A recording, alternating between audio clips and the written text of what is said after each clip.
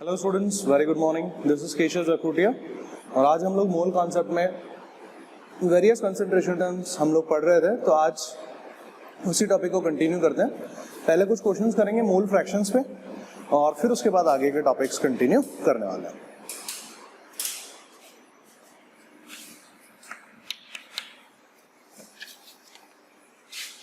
First question है 6.022 into 10⁻22 atoms of helium is present in a mixture of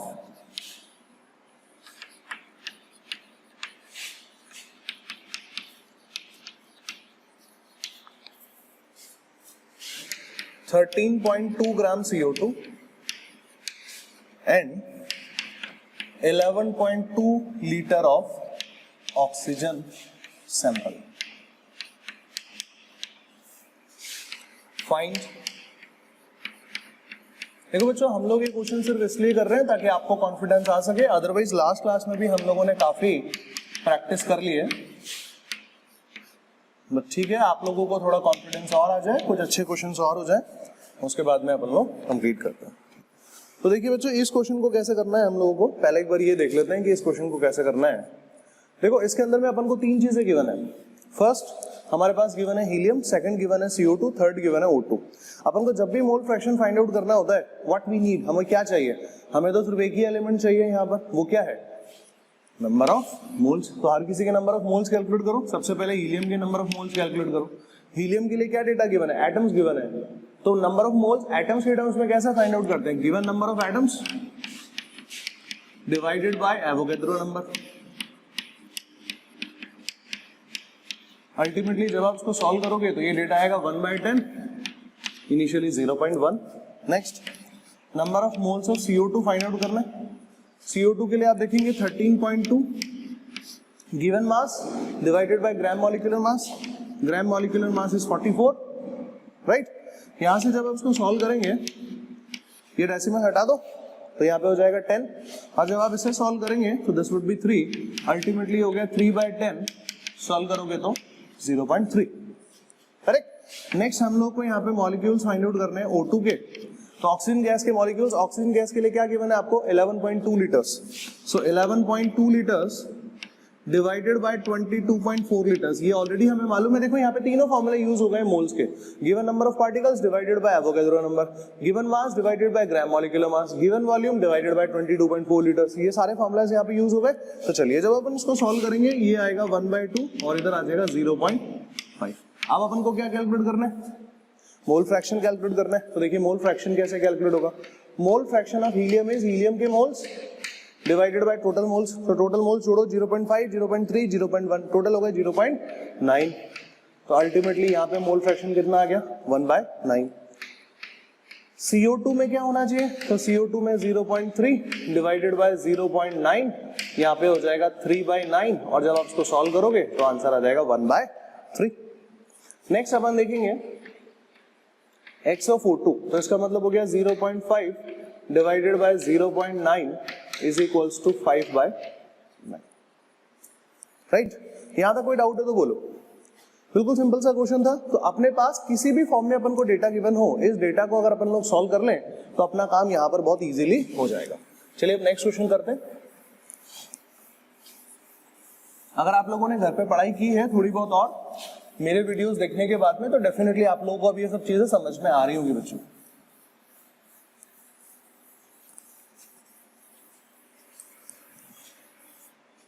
अगला question करते हैं।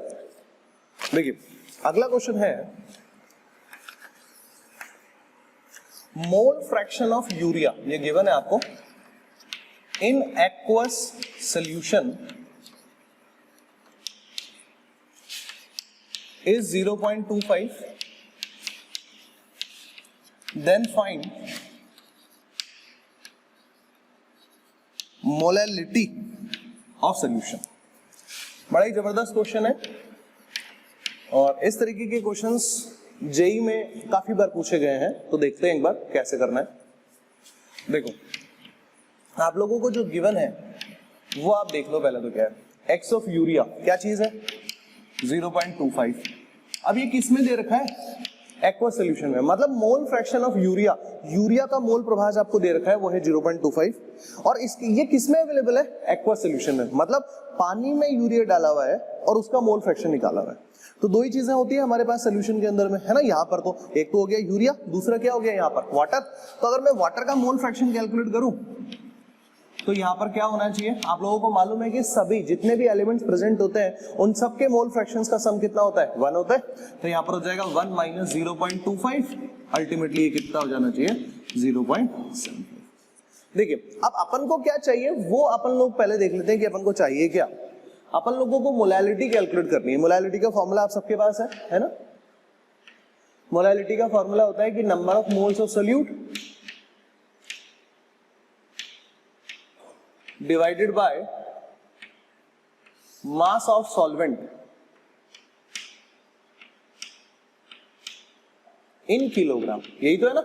अब देखो अपन इस फॉर्मूला को भी थोड़ा मॉडिफाई करेंगे, लेकिन इसको सॉल्व कैसे करें अगर ऐसा क्वेश्चन आ जाए तो, है ना। तो इसको बोलते हैं इक्वेशन नंबर 1, इसको बोलते हैं इक्वेशन नंबर 2। दोनों को डिवाइड कर दीजिए।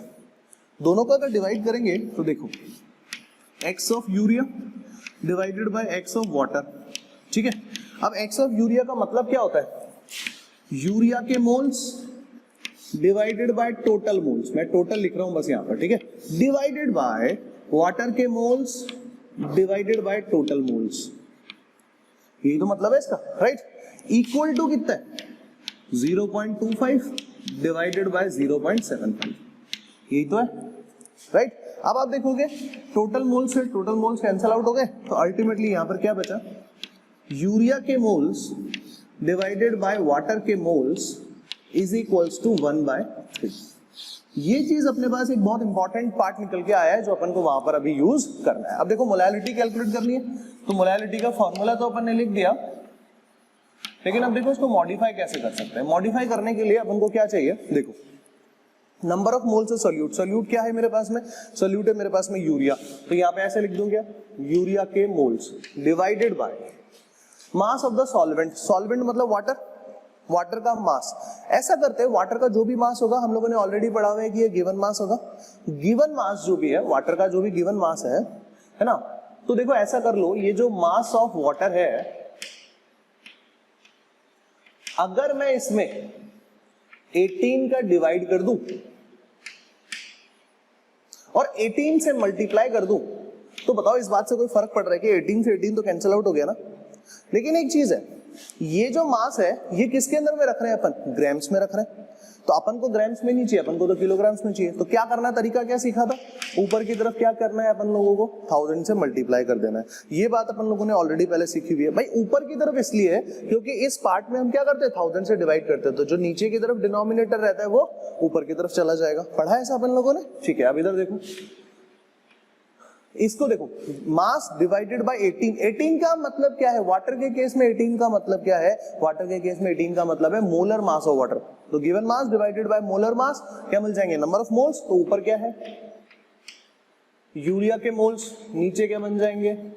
वाटर के मोल्स। इधर क्या आ गया? 18, और ऊपर की तरफ क्या आ जाएगा? 18। बताइए कोई डाउट हो तो यहां पर ये जो आंसर आएगा ये आएगा 1/3। 1/3 तो है, राइट। अब इधर आ जाएगा इनटू में 1000, इधर आ जाएगा 18। अल्टीमेटली जब आप इसको सॉल्व करोगे तो दैट इज 1000/54। नियरली आप इसको सॉल्व कर लो, नियरली इसका आंसर आ जाता है 56। मैं नियरली लिख रहा हूँ, एग्जैक्ट कैलकुलेशन पे नहीं जा रहा हूँ। एग्जैक्ट कैलकुलेशन आप लोग कर लेना। ये हो गया मोलैलिटी। तो देखो इस तरह से भी क्वेश्चन पूछे जा सकते हैं। ये एक बहुत इंपॉर्टेंट बात है जो अपन को पता होनी चाहिए, राइट। इन क्वेश्चंस को आगे बढ़ाने से पहले मैं आप लोगों को एक चीज और बता देता हूं जो कई बार एग्जाम्स में पूछी जाती है। वेरी इंपॉर्टेंट पॉइंट है, आप लोग उसको नोट करिएगा। देखिए अभी तक अपन लोगों ने कितने कंसंट्रेशन टर्म्स पढ़ी है? 3 कंसंट्रेशन टर्म्स पढ़ी है। पहली कंसंट्रेशन टर्म्स पढ़ी मोलैरिटी, दूसरी कंसंट्रेशन टर्म पढ़ी हम लोगों ने मोलैलिटी, तीसरी कंसंट्रेशन टर्म पढ़ी हम लोगों ने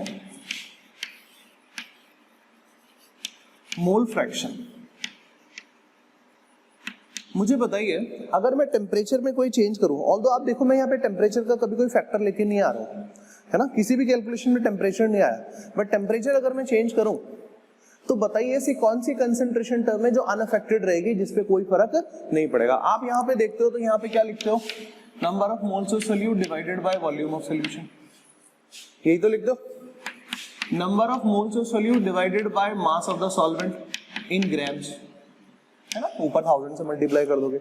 यहाँ पे आप देखोगे तो यहाँ पर क्या लिखोगे, sorry Na upon Na plus NB plus NC, ऐसे सारा जोड़ दोगे, राइट। तो देखो एक चीज आप पहले समझ लो, वैसे मोल फ्रैक्शन जो है वो उसके लिए अपन बात नहीं कर रहे, पहले इसके लिए इन दोनों के लिए देख लेते हैं। आप देखो यहाँ पर वॉल्यूम जो है वो टेम्परेचर से अफेक्टेड होता है, नंबर ऑफ मोल्स नहीं होते चलो, लेकिन वॉल्यूम तो टेम्परेचर से अफेक्टेड होता है ना। टेम्परेचर बढ़ाओगे तो वॉल्यूम भी एक्सपेंड करेगा, वॉल्यूम इंक्रीज हो जाएगा, right, keeping pressure constant. Pressure को कांस्टेंट रखते हुए जब अपन देखेंगे तो वॉल्यूम को इंक्रीज करने पर टेम्परेचर भी इंक्रीज हो जाएगा, या टेम्परेचर बढ़ाने से वॉल्यूम इंक्रीज हो जाएगा, दोनों तरीके से बोला जा सकता है। तो इसका मतलब this is a temperature dependent concentration term, ये टेम्परेचर पर निर्भर करने वाली है ना, ये देखो आप पहले टेम्परेचर डिपेंडेंट कंसंट्रेशन टर्म है ना।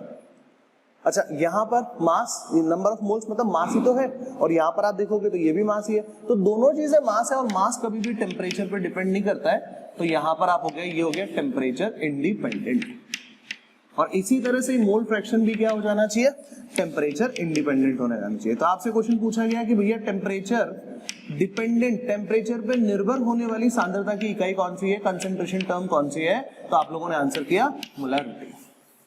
आगे समझ में आप लोगों को, यहाँ तक सबको क्लियर है, यहाँ तक तो आई थिंक अपने को समझ में भी आ रहा है, ठीक है। अब देखो अब अपन अगला पार्ट कर रहे हैं, यहाँ पर एक डिस्कशन।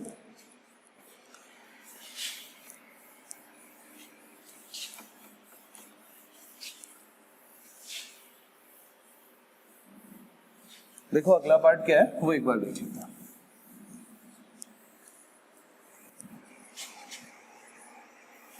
अगला पार्ट है, अपन लोग 4th नंबर का कंसंट्रेशन टर्म कर रहे हैं, 4th नंबर वाला। 4th नंबर अगर आप लोगों ने लिस्ट बनाई हो तो आप लोगों को ध्यान होगा, हम लोग यहाँ पे परसेंटेज कॉम्पोजिशन की बात कर रहे हैं।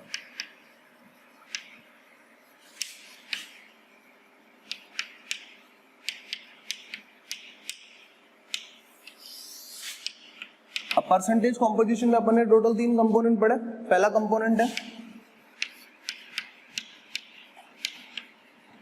परसेंटेज W बाई W, मतलब W अपन को हमेशा मास से डिनोट करते हैं, है ना। तो यहाँ पे हो गया मास बाय मास परसेंट, और इसको शॉर्ट फॉर्म में क्या बोलते हैं, इसको शॉर्ट फॉर्म में बोलते हैं वेट परसेंट। शॉर्ट फॉर्म में क्या बोलते हैं इसको, वेट परसेंट बोलते हैं। क्या मतलब होता है, तो इसका मतलब होता है, इसका डेफिनेशन वाइज देखते हैं, it is defined as the mass of solute, grams में होना चाहिए, ठीक है, mass of solute present in 100 gram of solution. अब देखो इसका फॉर्मूला कैसे बनता है,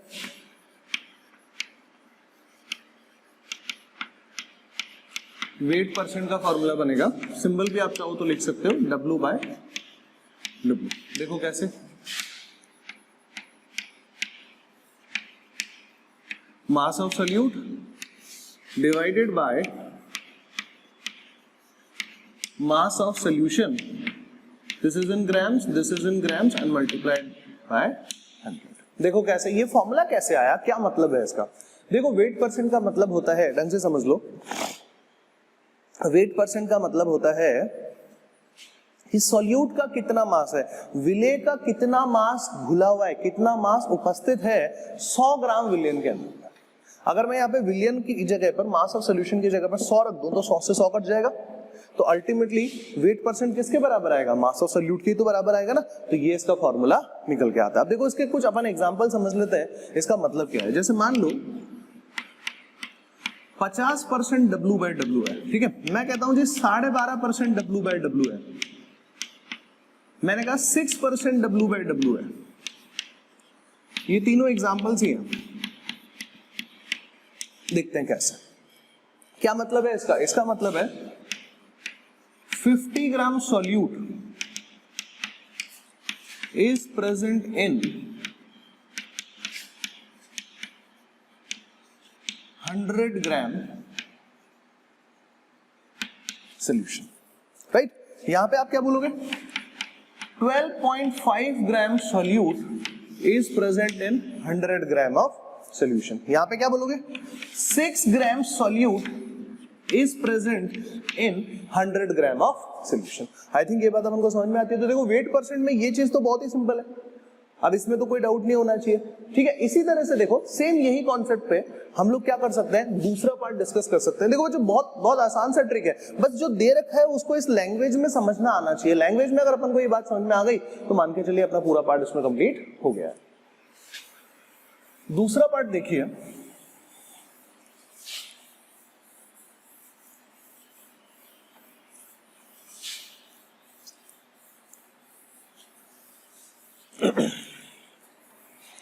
इसका दूसरा पार्ट है वॉल्यूम परसेंट बोलते हैं इसको। वॉल्यूम परसेंट का मतलब परसेंटेज V बाय, मतलब इसकी डेफिनेशन की अगर बात करें तो देखो सेम डेफिनेशन लिख रहा हूं मैं यहां पर। It is defined as the volume of solute, ये वॉल्यूम हमेशा मिलीलीटर में होना चाहिए, present in 100 ml of solution.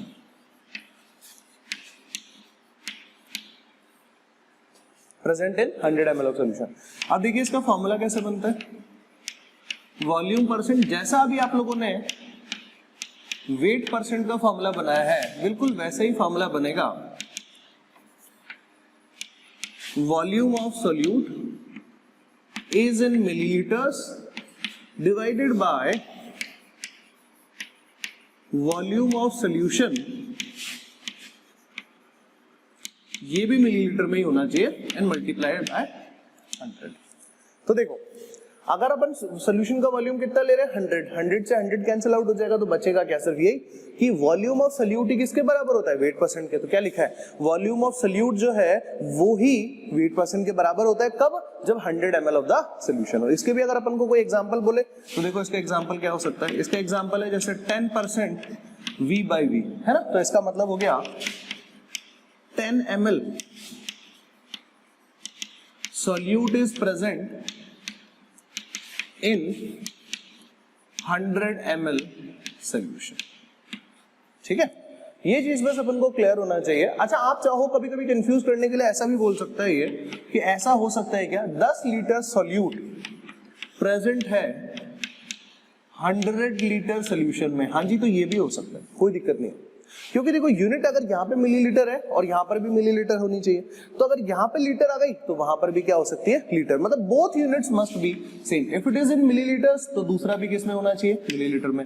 Otherwise दोनों क्या है, लीटर लीटर, या फिर दोनों क्या है, मिलीलीटर मिलीलीटर, दोनों ऐसे होने चाहिए। इस तरह से अपन लोग इसको चेक करेंगे, इस तरह से अपन इसको सॉल्व करेंगे। आई थिंक याद कंप्लीट है, आगे बढ़ते हैं। देखो तीसरे टाइप का परसेंटेज कॉम्पोजिशन क्या है वो एक बार देख लेते हैं।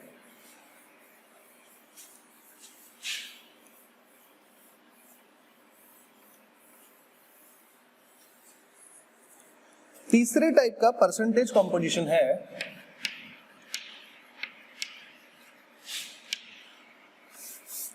मास बाय वॉल्यूम परसेंट, इसको बोलते हैं अगले को मास बाय वॉल्यूम परसेंट। तीसरा जो इसमें परसेंटेज कॉम्पोजिशन है, और इसका जो सिंबल है वो देख लो, percentage W by, percentage W by V। क्या मतलब है, देखो अगर वो दोनों समझ में आएंगे तो इसका मतलब देखो, आप देखो ऊपर यहाँ पे V लिखा हुआ होता है तो वॉल्यूम बोलते हैं, ऊपर W लिखा हुआ होता है तो मास बोलते हैं, नीचे V या W कुछ भी लिखा होता है तो उसके करस्पॉन्डिंग क्या बोल देते हैं, वॉल्यूम लिखा है तो मिलीलीटर या वॉल्यूम, या फिर W लिखा है तो मास बोल देते हैं। तो देखो इसमें क्या अपन के पास होना चाहिए, इसकी क्या डेफिनेशन है, इसकी डेफिनेशन है defined as the mass of solute. Mass हमेशा ग्राम्स में होना चाहिए, ठीक है, mass of solute present in. अब देखो यहाँ पे क्या लिखा हुआ है V, तो मेरे को यहाँ पे क्या लिखना पड़ेगा, वॉल्यूम ही तो लिखना पड़ेगा ना, और वॉल्यूम का यूनिट क्या होता है, मिलीलीटर या लीटर्स, है ना, 100 ml of the solution.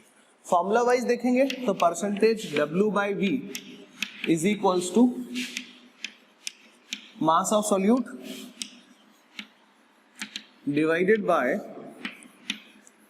Volume of solution. ये हो गया ग्राम्स, ये हो गया millilitre and it should be multiplied by 100। Clear है? पक्का? ठीक है। अब मैं देखो कुछ नए फॉर्मूलाज आप लोगों को बताता हूं जो अपन लोगों ने लास्ट क्लास तक सीखे हैं, उन्हीं को थोड़ा मॉडिफाई करके बताता हूं। ये तीन पार्ट अपन को समझ में आ गए। अब देखो अपन इससे क्या क्या नए फॉर्मूलाज बना सकते हैं वो एक बार आप देखो।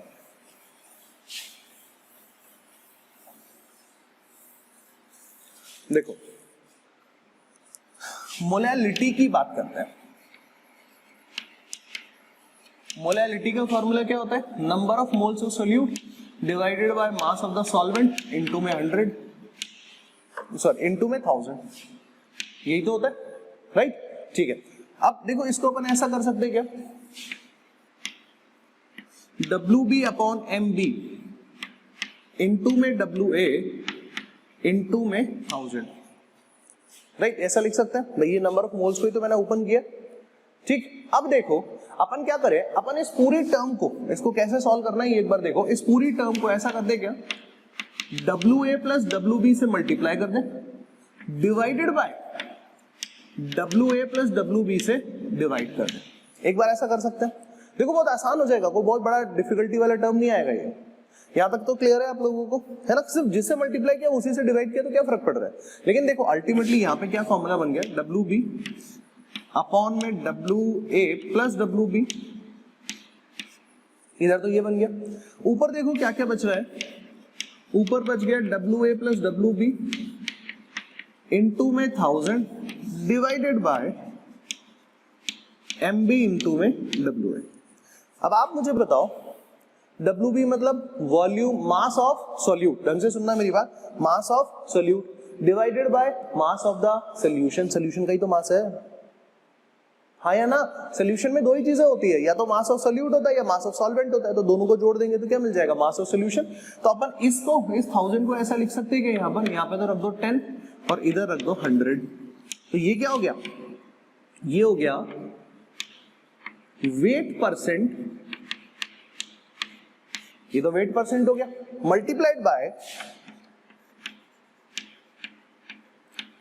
Mass of solution into 10 divided by MB into में WA। देखो इतना टफ फॉर्मूला, बोले सर हम इतना टफ फॉर्मूला थोड़ी याद करेंगे। तो देखो आपको याद नहीं करना है, लेकिन आपको अगर कभी ये फॉर्मूला दे दे कि जैसे अपने पास यहाँ पे एग्जाम्स में क्वेश्चन आता है, 4 ऑप्शन दे देंगे और बोलेंगे which of the formula is wrong, तो भाई आपको ये पता तो होना चाहिए ना कि भाई इस मोलैलिटी को ऐसा भी लिख सकते हैं। तो अगर ये फॉर्मूला दे दिया तो तुम बोलोगे ऐसा तो हमने कोई फॉर्मूला ही नहीं पढ़ा, तो तुम क्या कर दोगे, इसको गलत कर दोगे, जबकि ये तो सही फॉर्मूला है ना। वेट परसेंट की टर्म्स में भी तो मोलैलिटी डिफाइन कर सकते हैं, तो फॉर्मूला तो सही है। इसमें डिफाइन कर पाएंगे कि नहीं कर पाएंगे, पहले आप ये देखो, राइट? तो फॉर्मूला याद नहीं रखना है आप लोगों को, फॉर्मूला सेम टाइम पे भी बना सकते हो अगर आपके कॉन्सेप्ट्स अच्छे हैं तो। बट पॉइंट बस इतना ही है कि आपको ये पता होना चाहिए कि फॉर्मूला गलत नहीं है, ये फॉर्मूला क्या है, ये फॉर्मूला सही है और ये फॉर्मूला आप लोगों को बनाना आना चाहिए। क्लियर? आगे बढ़ते हैं। देखो अगला जो पार्ट है वो है मोलैरिटी के लिए। तो मोलैरिटी का फॉर्मूला क्या होता है, number of moles of solute divided by volume of solution, और वॉल्यूम ऑफ सोल्यूशन होना चाहिए लीटर्स में, मिलीलीटर्स में गिवन है तो क्या कर लो, 1000 से ऊपर मल्टीप्लाई कर लो, यही होना चाहिए। Number of moles of solute को ऐसा लिखा जा सकता है WB अपॉन में MB, इधर अपन लिख देते हैं volume of solution in millilitre और ऊपर हो जाएगा 100 और ऐसा लिख देते हैं 1000 को ऐसा लिख सकते हैं ना, क्या दिक्कत है। तो अब आप देखो मास of the solute divided by volume of the solution multiplied by 100, बताइए जी ये क्या होता है, mass of the solute divided by volume of the solution into 100। तो ये जो चीज होती है इसको अपन लोग बोलते हैं मास by volume percent multiplied by 10 divided by MB, और ये किसके इक्वल हो जाएगा, मोलैरिटी के इक्वल हो जाएगा। आगे बात समझ में कैसे फॉर्मूला बन रहा है। तो देखो बेटा इस तरह से अपने को ये फॉर्मूलाज मॉडिफाई करने आने चाहिए। कभी कभी आपको बोल देगा डायरेक्टली, देखो कि मास बाय वॉल्यूम परसेंट दे रखा है किसी एक चीज का, मोलैरिटी कैलकुलेट करो, तो हमें आना तो चाहिए ना ये चीज, है ना।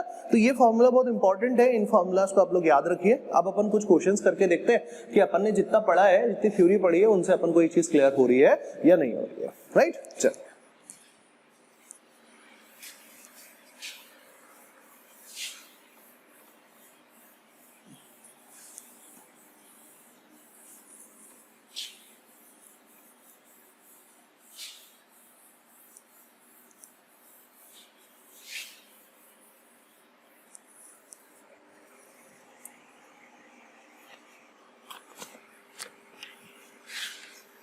क्वेश्चन नंबर 1, एक साथ दो क्वेश्चन कर सकते हैं अपन लोग ना।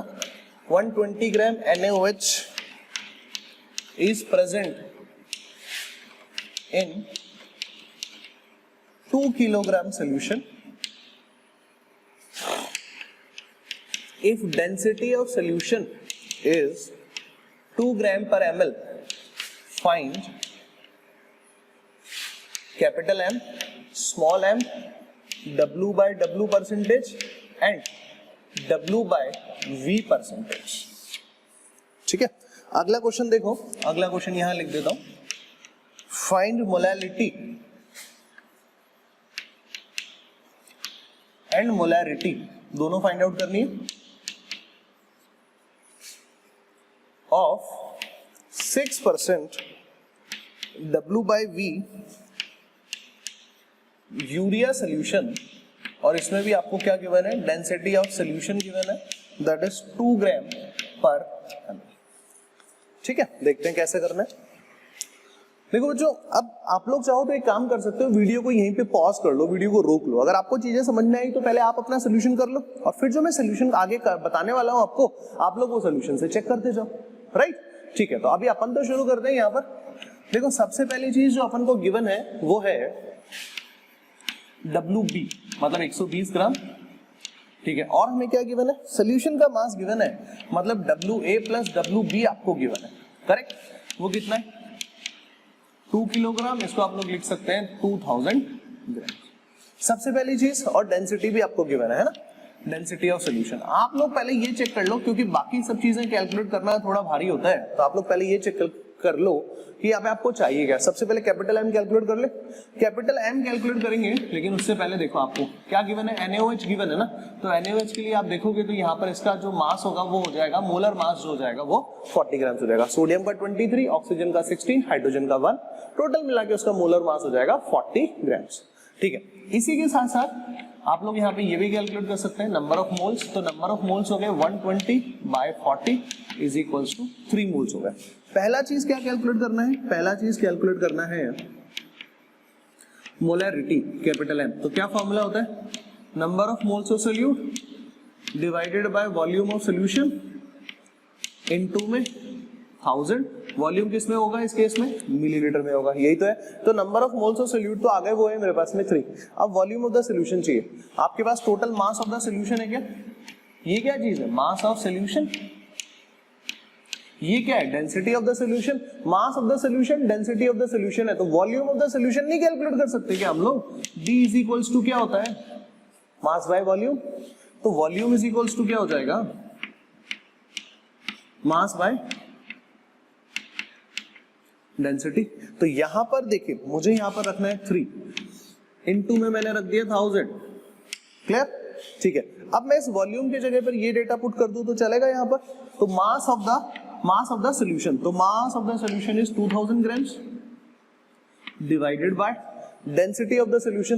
तो density of the solution is 2। आप देखो ये मैंने ग्राम्स में रखा, ये मैंने ग्राम पर मिलीलीटर में रखा। सॉल्व करने पे मिलीलीटर में ही आएगा, मिलीलीटर में आएगा तो लीटर में करना था, इसलिए 1000 से ऊपर मल्टीप्लाई कर दिया। यहां तक ठीक है। अब देखो ये वाला जो 2 है वो तो ऊपर आ जाएगा, ठीक है। तो अल्टीमेटली देखो क्या आया, 3 इंटू 1000 इंटू में 2, ऊपर आ गया अपना 2000। तो देखो ये तो पूरी टर्म ही कैंसिल हो गई क्या, ये हो गए 2000, नीचे भी हो गया 2000। अल्टीमेटली आंसर कितना आया, 3 कैपिटल M। बताइए मोलैरिटी कैलकुलेट करना आप लोगों को कोई टफ लग रही है, मोलैरिटी देखो कितना आसान हो गया। इसमें तो वेट परसेंट का कोई कॉन्सेप्ट ही नहीं है, इसमें तो डेंसिटी वाला कॉन्सेप्ट है जो हम लोग अर्लियर क्लासेस में भी समझ चुके हैं। पक्का? यहां तक तो कोई डाउट नहीं है मोलैरिटी ऑफ द सॉल्यूशन के अंदर में, राइट? आज देखो अपन लोग थोड़ी बातें कम कर रहे हैं, आज अपन लोग सिर्फ डायरेक्ट क्वेश्चंस पे ही फोकस कर रहे हैं, क्योंकि काम ज्यादा है, टॉपिक ज्यादा है और टाइम जो है वो तो लिमिटेड ही है ना बेटा, तो इसलिए अपन लोग क्या कर रहे हैं कि ज्यादा से ज्यादा क्वेश्चंस के ऊपर अपन लोग फोकस कर रहे हैं। चलिए अगला पार्ट देखिए, इस क्वेश्चन में अगला पार्ट कैसे कैलकुलेट करते हैं। यहां तक अपना काम क्लियर? ठीक है, आगे बढ़ते हैं। अगला पार्ट जो है मेरे पास में वो क्या निकल के आएगा? अगला मेरे को कैलकुलेट करना है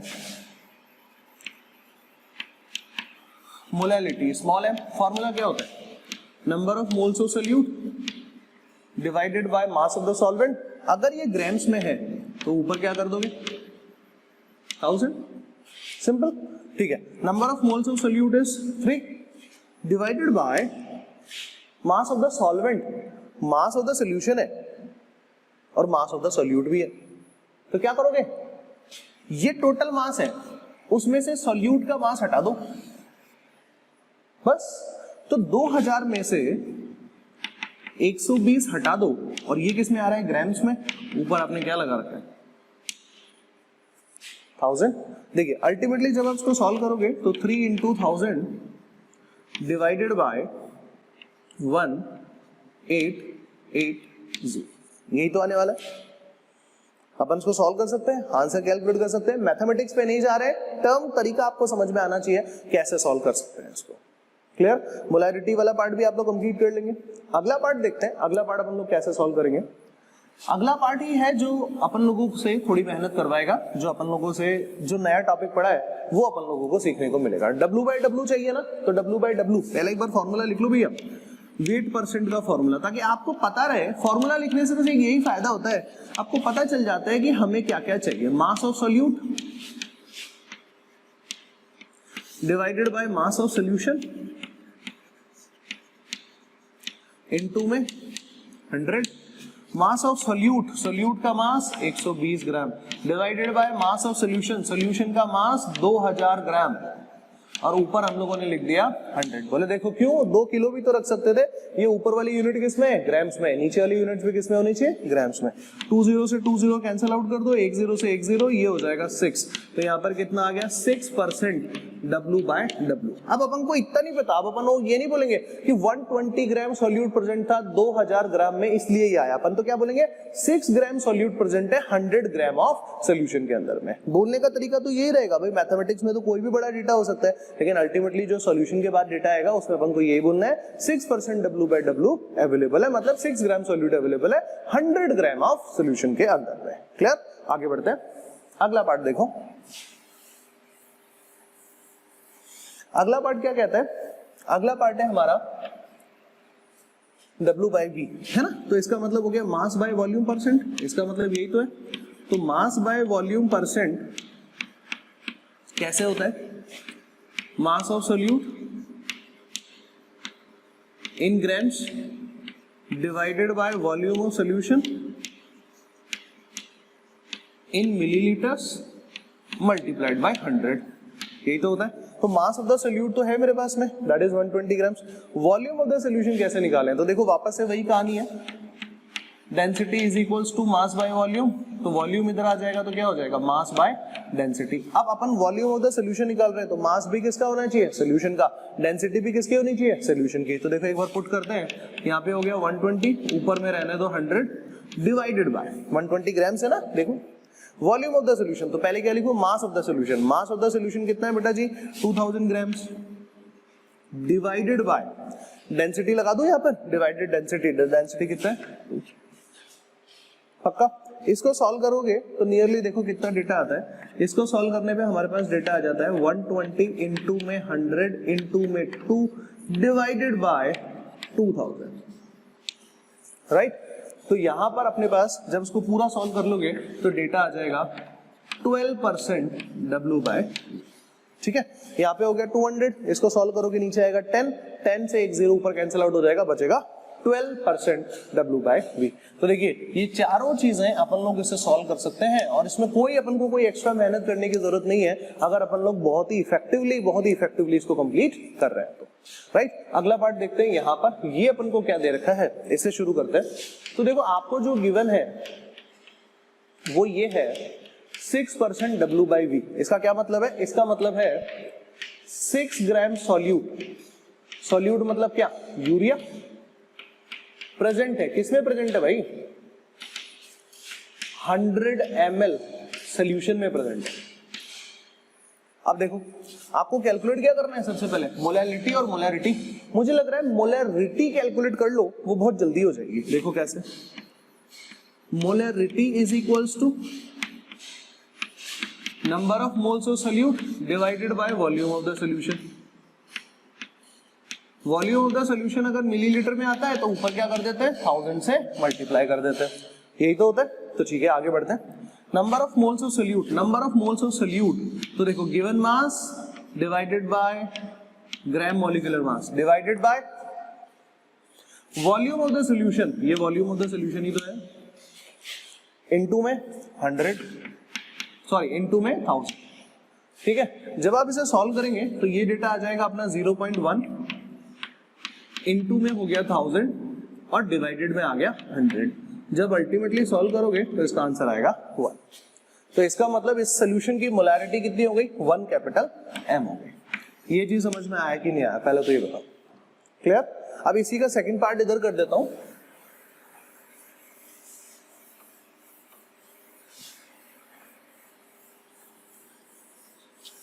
थोड़े बड़े बड़े हैं क्योंकि हम एक से ज्यादा चीजें पूछ रहे हैं, लेकिन अगर अपन थोड़ी प्रैक्टिस साथ साथ में करते चलेंगे बच्चों तो अपन लोगों को चीजें टफ नहीं लगेगी, आप लोग इसको कंप्लीट कर पाओगे। राइट? अब देखो अपन लोग आगे की बात करते हैं। अगला टॉपिक है मोलैलिटी कैलकुलेट करना है। तो मोलैलिटी कैलकुलेट करने के लिए क्या चाहिए? Number of moles of solute divided by mass of the solvent in kilogram. अगर ग्राम्स में दे रखा है तो ऊपर क्या कर दो, 1000 से मल्टीप्लाई कर दो। क्लियर? अब WA अपन को कैलकुलेट करना है, मास ऑफ द सॉल्वेंट। पहले एक बात बताओ, मास ऑफ द सोल्यूशन है क्या? आप लोग यही तो करोगे ना भाई, मास ऑफ सॉल्वेंट कैसे कैलकुलेट करोगे? पहले सोल्यूशन के मास में से सॉल्वेंट का, सॉरी सॉल्यूट का मास हटा दोगे। सॉल्यूट मतलब 6 ग्राम यूरिया, तो ये तो पक्का है कि यहां से हटाना क्या है, 6 हटाना है। तो अब सोल्यूशन का मास कैसे निकालें? कुछ डेटा दे रखा है क्या आपको? देखो डेंसिटी दे रखी है, तो अब आप देखो इससे कैसे रिलेट करेंगे? इससे रिलेट कर सकते हैं अपन, density of solution is equals to mass of solution divided by volume of solution. और वॉल्यूम ऑफ सोल्यूशन कितना है? 100 ml है क्या? Right? Volume of solution. Density भी तुम्हारे को पता है, डेंसिटी कितनी है अपने पास के अंदर में? डेंसिटी अपने पास में दे रखी है 2। राइट? तो मास ऑफ द सोल्यूशन कितना हो जाएगा?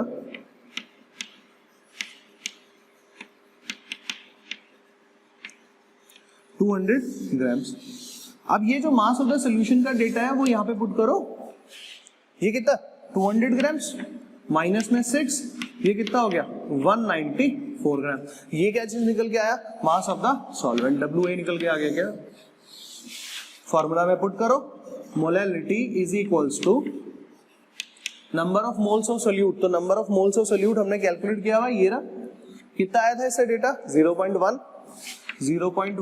डिवाइडेड बाय 194 इनटू में 1000, यही तो आता है। तो बस 100 बाय 194 को सॉल्व कर लेंगे तो जो भी आंसर आएगा वो अपना क्या हो जाएगा? मोलैलिटी हो जाएगा। आ गया समझ में किस तरह से अपन लोगों को सॉल्व करना है? ये वाला पार्ट अपना क्लियर है क्या? कंफर्म? ठीक है, अब अपन लोग डिस्कस करते हैं अगला पार्ट।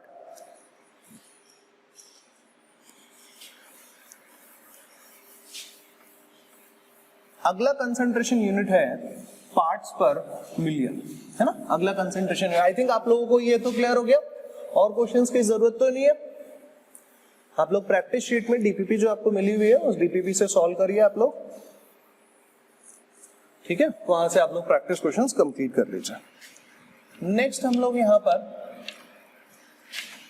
कंसंट्रेशन यूनिट कर रहे हैं पार्ट्स पर मिलियन। अब देखो इसको अगर डेफिनेशन के पॉइंट ऑफ व्यू से देखा जाए तो बस यही एक ऐसी टर्म है जिसको डेफिनेशन से नहीं समझा जा सकता, अच्छे से नहीं समझा जा सकता। देखो कैसे डेफिनेशन क्या बोलते हैं? Parts per million is defined as parts of solute present in million parts, अब मिलियन का मतलब क्या होता है, 10⁻⁶ पार्ट्स ऑफ सॉल्यूशन। अब यार एक बात बताओ, ये पार्ट्स में हम लोग कब से कैलकुलेशन करने लगे? या तो मास में कैलकुलेशन करते हैं या वॉल्यूम में कैलकुलेशन करते हैं। मास होता है तो नंबर ऑफ मोल्स निकाल लेते हैं, लेकिन कैलकुलेशन तो दो ही टर्म में होते हैं ना, या तो मास में या फिर वॉल्यूम में। तो अपन लोग क्या करते हैं कि पीपीएम को किस टर्म्स में पढ़ते हैं, इस पार्ट्स पर मिलियन को अपन लोग पढ़ते हैं मास के टर्म्स में। ठीक है, तो क्या फॉर्मूला होना चाहिए, मास of solute divided by mass of solution into में 10⁻⁶। अब आप देखो मैंने जो डेफिनेशन लिखी है वो क्या लिखी है, मैंने डेफिनेशन लिखी है यहां पर parts of solute present in million parts of solution. अब मान लो ये सॉल्यूशन का जो पार्ट है, सॉल्यूशन का जो मास है वो 10⁻⁶ है, तो 10⁻⁶ से 10⁻⁶ कट जाएगा तो क्या बचेगा, मास ऑफ सॉल्यूट ही तो बचेगा। तो मास ऑफ सॉल्यूट को ही तो मैं पीपीएम बोल रहा हूं, ये बिल्कुल वैसा ही है जैसे अभी तक की डेफिनेशंस है, राइट। अब देखो बस इसको याद रखना है, यहां पर अगर यूनिट ग्राम्स में है तो यहां पर भी मास किसमें होना चाहिए, ग्राम्स में। एक एग्जांपल देख लेते हैं, 50 ppm बाय मास। क्या मतलब है इसका, ढंग से सुनना, इसका मतलब है 50 ग्राम सॉल्यूट जो है वो प्रेजेंट है 10⁻⁶ ग्राम ऑफ सॉल्यूशन में। अब मेरा एक छोटा सा क्वेश्चन है आप लोगों से, वो ये है कि ये अपन को कैसे पता चलता है कि ना ये इतनी टफ यूनिट बनाने की जरूरत क्यों पड़ी, ये पीपीएम बनाने की जरूरत क्यों पड़ी, आप मुझे ये बताइए। पीपीएम की क्या जरूरत पड़ गई है यहाँ पर कि पीपीएम अपन लोग यहाँ पे पढ़ रहे हैं, क्या जरूरत है? तो देखो पीपीएम की जरूरत इसलिए है कि जैसे मान लो एयर में, ढंग से सुनना मेरी बात, एयर में ऑक्सीजन देखा जाए, जैसे मान लो कोई भी रूम ले लो या कहीं भी कोई एक जगह ले लो, तो क्या हर जगह सिर्फ ऑक्सीजन होती है? नहीं, ऑक्सीजन तो कम क्वांटिटी में प्रेजेंट होती है, ठीक है। या CO2 की बात कर लो, वो और भी कम क्वांटिटी में प्रेजेंट होती है।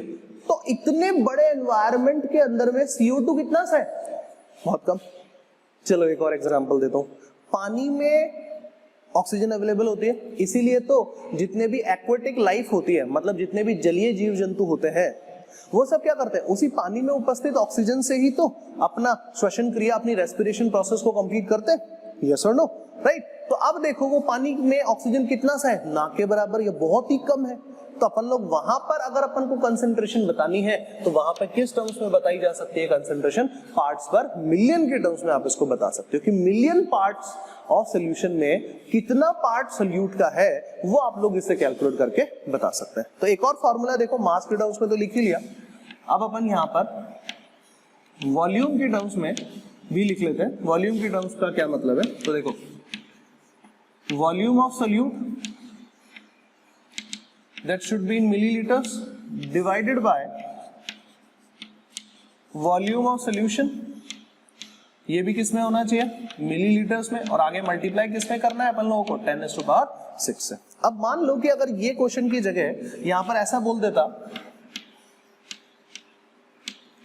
कि 50 ppm बाय वॉल्यूम, वॉल्यूम बोल देता, मास नहीं बोलता, वॉल्यूम बोलता, तो मैं यहां पे क्या लिख रहा होता, 50 ml सॉल्यूट जो है वो प्रेजेंट है 10⁻⁶ ml सॉल्यूशन के अंदर में। बात समझ में आ गया? हाँ, ऐसा भी बोल सकते थे 50 लीटर सॉल्यूट अवेलेबल है 10⁻⁶ लीटर सॉल्यूशन के अंदर में। प्लीज रिमेंबर, दोनों साइड पे यूनिट क्या होना चाहिए, सेम होना चाहिए, आइदर इट इज मिलीलीटर्स और इट इज लीटर्स, दोनों में से कुछ भी हो, दोनों सेम होनी चाहिए यूनिट। यहां पर भी जैसे ग्राम और ग्राम है, आप चाहो तो किलोग्राम किलोग्राम भी कर सकते हो, जैसे 50 किलोग्राम सॉल्यूट अवेलेबल है 10⁻⁶ किलोग्राम सॉल्यूशन के अंदर में। बस ये चीज अपन को पता होना चाहिए, और ये चीज हमेशा ध्यान रखना कि ये कई बार क्वेश्चन ऐसे स्कूल लेवल पे अपन से पूछ सकते हैं कि इसको यूज कहां कर सकते हैं, तो इसको यूज कर सकते हैं, इस पीपीएम का यूज होता है to determine concentration of oxygen, to determine concentration of oxygen in large water bodies like river, ocean, etc. बड़ी जल राशियों में उपस्थित ऑक्सीजन की मात्रा को ज्ञात करने के लिए या उपस्थित ऑक्सीजन की सांद्रता ज्ञात करने के लिए क्या यूज करना है अपन लोगों को, ppm यूज करना है। ठीक है, अब इस पे क्वेश्चन कैसे बनते हैं एक बार वो देख लेते हैं और फिर अपन लोग लास्ट कंसंट्रेशन टर्म की तरफ डिस्कस करेंगे। ठीक है, चलिए शुरू करते हैं।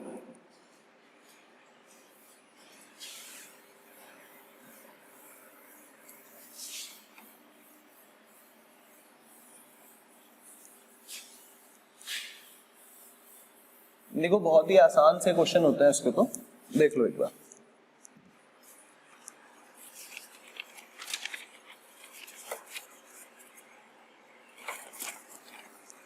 Question number 1, 10 gram CaCO3 is present in 1000 gram solution.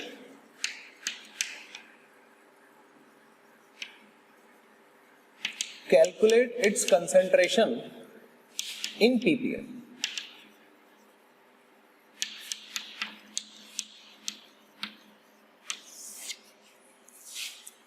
Next question है मेरे पास में 0.15 W by % urea is given. Calculate its concentration in ppm.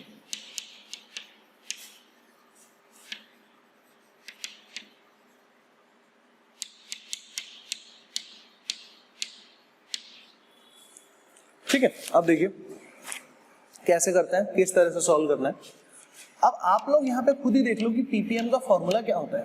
Mass of the solute, solute कितना है, मैं फॉर्मूला लिख देता हूं। मास ऑफ द सोल्यूट